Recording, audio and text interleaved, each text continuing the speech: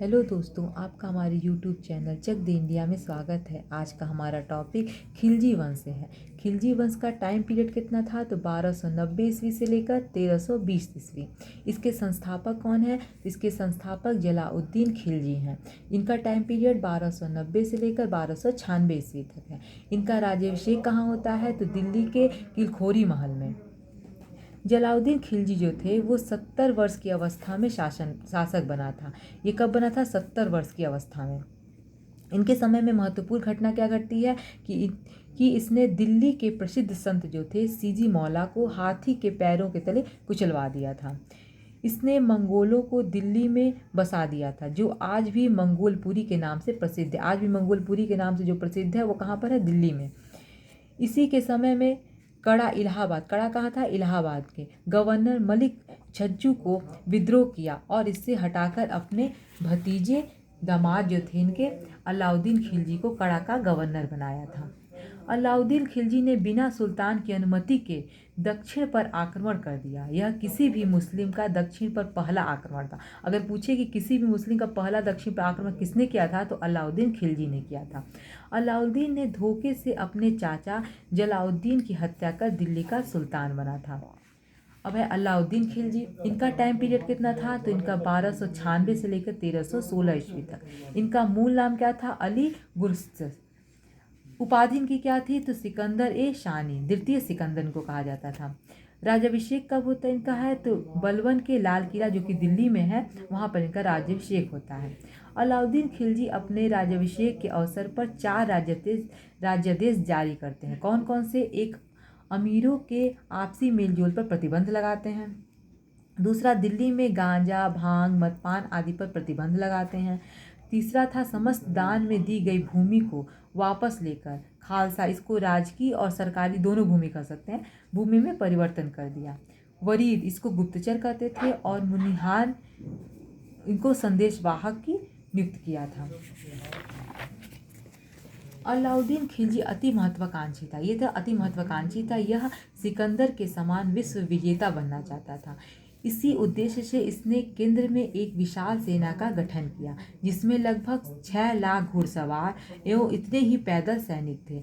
इसने सैनिकों को नगद वेतन देना शुरू किया। सबसे पहले नगद वेतन देना किसने शुरू किया? तो अलाउद्दीन खिलजी ने।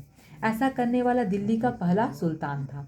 इसने घोड़े पर दाग लगाने एवं सैनिकों की हुलिया लिखने की प्रथा को प्रारंभ किया। ऐसा करने वाला यह पहला सुल्तान था। अगर पूछे घोड़े पर दाग लगाने और सैनिकों की हुलिया लिखने का सबसे पहले किसने आरंभ किया था प्रथा, तो अलाउद्दीन खिलजी ने। इसके 4 प्रमुख सेना नायक थे। कौन कौन थे? एक, जफर खान, जो मंगोल आक्रमणों में मारा गया था। दूसरा, अलप खान। तीसरा, उलुग खान। और चौथा, नुसरत खान था। मंगोलों का सर्वाधिक आक्रमण अलाउद्दीन खिलजी के समय में हुआ था। मंगोलों का सर्वाधिक आक्रमण किसके समय में हुआ था? तो अलाउद्दीन खिलजी के समय में हुआ था। इसने मंगोलों से अपनी सुरक्षा के लिए दिल्ली में सीरी का नगर की स्थापना की तथा इसे राजधानी बनाया। अलाउद्दीन